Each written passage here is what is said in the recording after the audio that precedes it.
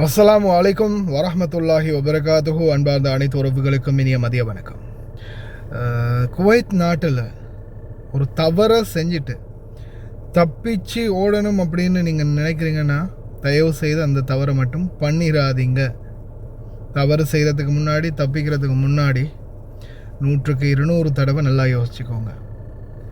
நீங்கள் எந்த தவறு செஞ்சாலும் சரி, நீங்கள் வெளியாகி இந்த நாட்டில் குறைஞ்சது ஒரு 24 மணித்தியாலம் தான், மேக்ஸிமம் 24 மணித்தியாலம். அதுவும் உங்களுக்கு ஏதாவது ஒரு வகையில் யாருடையாவது உதவிகள் கிடைத்து நீங்கள் ஏதாவது ஒரு வழியில் ரகசியமாக தங்கியிருந்தால் மட்டுமே.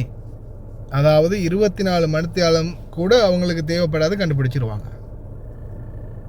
ஏன்னா இப்போ ரீசெண்டாக அவங்களுக்கு தெரியும், நபர்கள் 3 பேர் தப்பிச்சு ஓடின சம்பவம். அவங்க சிக்கினத்துக்கு மெயினான காரணம் என்ன, எப்படி சிக்கினாங்க அப்படின்னு பார்த்தீங்கன்னா, குவைத்தில் ஆங்காங்கே நிறுவப்பட்டிருக்கக்கூடிய சிசிடிவி கேமராக்கள். அந்த கேமராவில் ஒரு கேமரா பார்த்திங்கன்னா வண்டியோட ஃபுல் டீட்டெயில்ஸோட, இதோ நீங்கள் தேடிக்கிட்டு இருக்கிற பங்காளிகள் 3 பேரும் ஒரே வாகனத்தில் ஒன்றா ட்ராவல் பண்ணுறாங்க, இந்த ஏரியாவில் தான் போகிறாங்க, போனால் பிடிச்சிடலாம் அப்படின்னு இன்ஃபர்மேஷனை ஏஐ கேமராவே வழங்குது.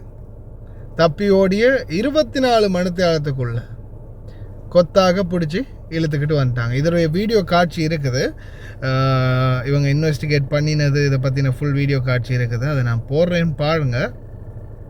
ஆனால் உண்டு, தயவு செய்து குற்றங்கள் செய்கிறதுக்கு முன்னாடி இந்த நாடுகளில் நல்லா சிந்திச்சுக்கோங்க. நீங்கள் எந்த ஒரு குற்றவாளியாக இருந்தாலும் சரி, அதாவது நிறைய பேர் இப்போ வெளியில் கூட போக முடியாதா, அப்போ அக்காமல் இல்லாதவங்க கூட வெளியில் போக முடியாதா அப்படின்னு கேட்டிங்கன்னா, அந்த அளவுக்கு இல்லை.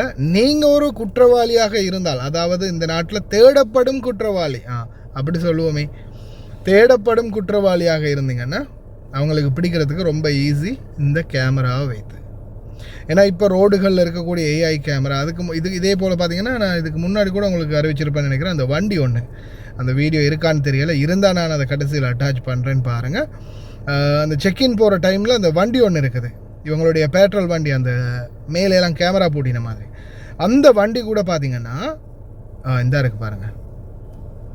நான் இந்த வீடியோவை பப்ளிஷ் பண்ணுறேன் உங்களுக்கு, வீடியோவில் கடைசியில் பாருங்கள். இவங்களுடைய அந்த பெட்ரோல் வண்டி இருக்குது, அந்த வண்டி பார்த்திங்கன்னா உடனே சர்ச் பண்ணும். உள்ளே இருந்து அதிகாரிகள் பார்த்திங்கன்னா கேமரா மூலம் கண்காணிச்சிக்கிட்டே இருப்பாங்க, உள்ளேருந்து கண்காணிச்சிக்கிட்டே இருப்பாங்க. ஒவ்வொரு வாகனங்களையும், ஒவ்வொரு நடவடிக்கைகளையும், மூமெண்ட்களையும் கண்காணிச்சிக்கிட்டே இருப்பாங்க. இந்த நேரத்தில் சிக்கினா அவ்வளவுதான், எப்படியுமே பிடிச்சிருவாங்க. அதனால் தயவு செய்து ரொம்ப கவனமாக இருங்க. தவறுகள் செய்கிறத முடிந்த வரைக்கும் தவிர்த்துக்கோங்க. கடைசியில் வரக்கூடிய வீடியோ காட்சியை முடிந்தால் பாருங்கள், அவேர்னஸுக்காக தான் போடுறது. வீடியோவாவது பார்த்து பயன்பெறுங்க.